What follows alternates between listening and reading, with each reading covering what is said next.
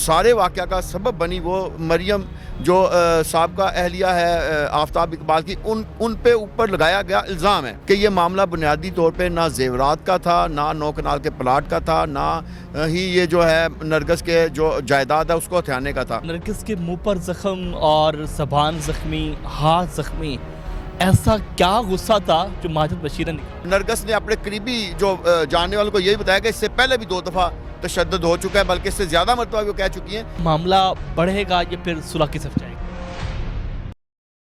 बिस्मिल्लाहिर्रहमानिर्रहीम, अस्सलाम वालेकुम नाज़रीन, दुनिया भर में देखने और सुनने वालों को ज़िशान अलबारी का सलाम और आप देख रहे हैं पायनियर वर्ल्ड न्यूज़। पाकिस्तान की मरूफ अदाकारा नरगिस पर कुछ दिन पहले उसके ही शौहर की जानिब से तशद्दुद किया गया और ये मामला बहुत ही हाईलाइट हुआ।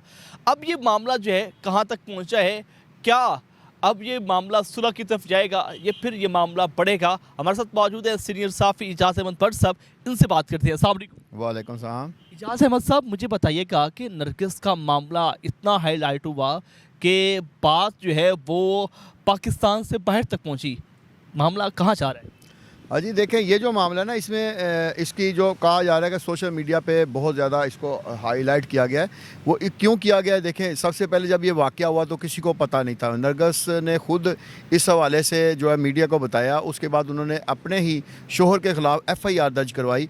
उस FIR दर्ज होने के बाद जो है वो मामला ज़्यादा हाईलाइट हुआ और उसमें यानी जो बुनियादी जो उन्होंने 4-5 इल्ज़ाम लगाए थे, उनमें अब काफ़ी चीज़ें जो क्लियर होती जा रही हैं। उन्होंने एक इल्ज़ाम लगाया था कि माजिद बशीर मेरे घर में दाखिल हुए, उन्होंने अपने सरकारी पिस्टल से मेरे मुंह पे जो है बट मारे और मेरे मुंह में पिस्तौल रख के मारा। इसके अलावा मुझे ज़मीन पे लिटा के ठुड्डे मारे, थप्पड़ मारे। और इस सबसे बड़ा जो इल्ज़ाम वो ये था कि जो मारूफ एंकर हैं आफ्ताब इकबाल, उनकी जो ज़ौजा है मरियम अली साहब का ज़ौजा, जो 2 उनके बच्चों की वालदा भी हैं, तो वो जो है ना उनकी वजह से वो उनको इस घर में लाना चाहते हैं जहाँ ये नरगिस रह रही है। तो मैं उस पे उनको मना करती थी। एक तो ये, अब दूसरा ये है कि मेरी बहन और वालदा का जो ज़ेवरात हैं वो लेना चाहते थे और 9 कनाल का जो प्लाट है मेरा वो लेना चाहते थे।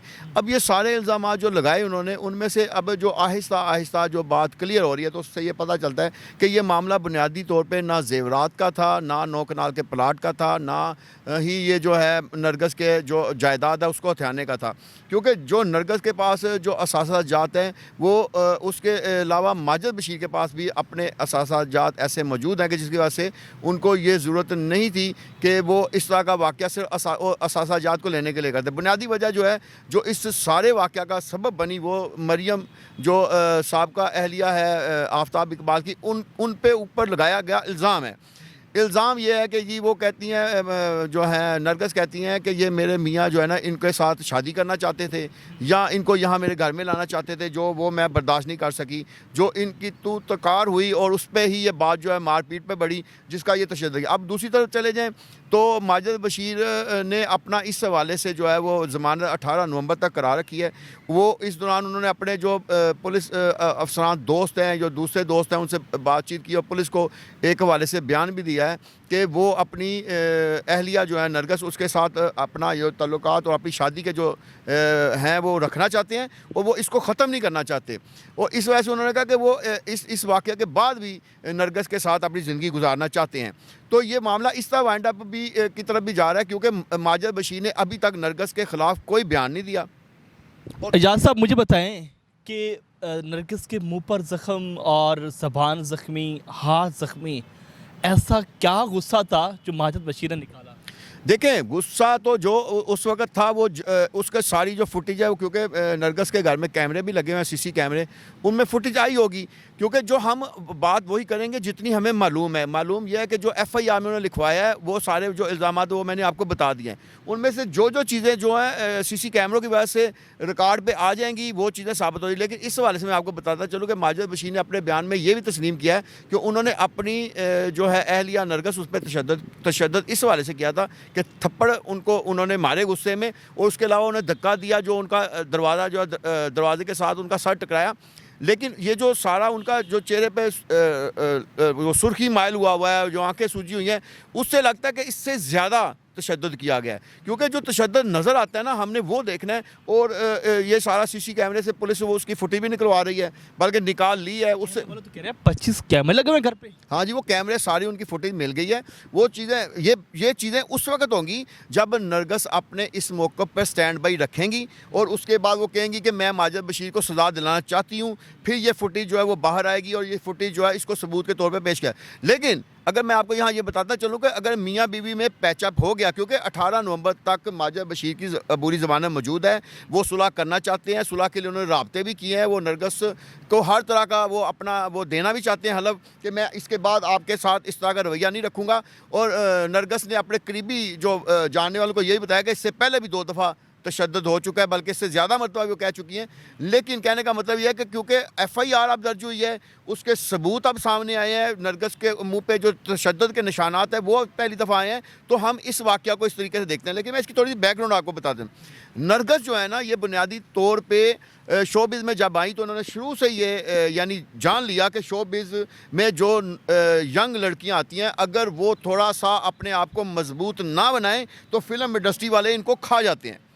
तो नरगस ने या जैसे ही उनका यानी ये इन्होंने शोबिज़ में अपनी एंट्री की, उसके फ़ौरी बाद आपने देखा कि एक शोबिज़ इंडस्ट्री के एक मारूफ शख्सियत थी अफजल भट्ट, जो हाफिज़ाबाद के रहने वाले, वो उनके साथ अटैच हुई और उनके साथ उन्होंने शादी कर ली।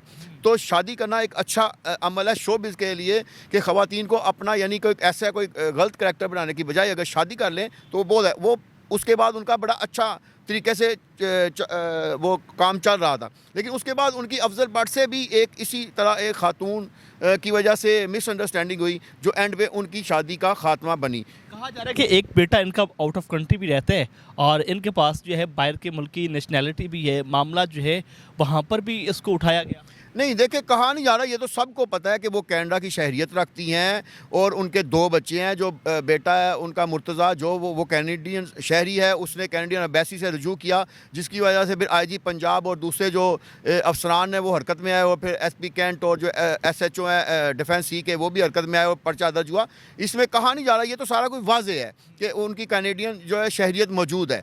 लेकिन वो अब मैं जो आपको बता रहा था कि पहले इनके शोहर से इनकी अलहदगी इसी वजह से हुई कि अफजल भट्ट के ऊपर भी इस तरह के इल्ज़ाम आते हैं। उसके बाद ज़ुबैर शाह के बारे में भी कहा जा रहा था कि इनको शक था कि ज़ुबैर शाह के भी किसी खातून से तल्लुक़ हैं। और बाद में इन्होंने कहते हैं कि रंगे हाथों भी इनको एक सौद नाम की खातून के साथ देखा था, जिसके बाद इन्होंने फिर ज़ुबैर शाह को भी छोड़ दिया।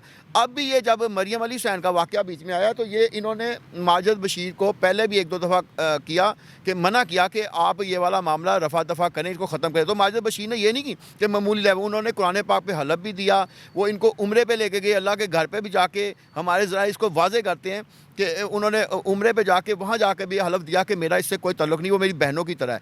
और ख़ास तौर पे उस लड़की का भी बयान, मरियम अली हुसैन का बयान भी सारे मीडिया पे चल चुका है कि वो जो है ना, उन्होंने कहा कि माजिद हुसैन मेरे भाई हैं।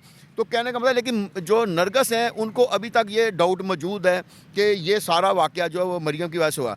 जान साहब मुझे बताइएगा, अब मामला बढ़ेगा या फिर सुलह की तरफ जाएगा? देखिए मेरा जो कहने का मतलब है और जो मैं चाहता हूं कि ये मियाँ बीवी का मामला, इसको वाइंड अप की तरफ ही जाना चाहिए और मुझे जाते हुए भी नज़र आ रहा है, क्योंकि नरगस की तरफ से जो शोबिज़ इंडस्ट्री के बहुत सारे लोग भी इसमें इन्वॉल्व हुए हैं कि इस मामले को ख़त्म किया जाए। दूसरी तरफ से पुलिस के जो माजिद बशीर हैं उनके CIA में भी तल्लुकात हैं, दूसरी जो लाहौर पुलिस है वहाँ भी तल्लुकात मौजूद हैं। तो उनकी तरफ से भी ये कोशिश की जा रही है कि सारे मामले को वाइंड अप किया जाए और माजिद बशीर अपना घर बसाना चाहते हैं और नरगस के साथ ही रहना चाहते हैं। मामला ज़्यादा ख़राब उस वक्त होता है कि जब दोनों फरीक चाहें कि हम एक दूसरे के साथ नहीं रहना चाहते और हम इस मामले को ख़त्म करना चाहते हैं।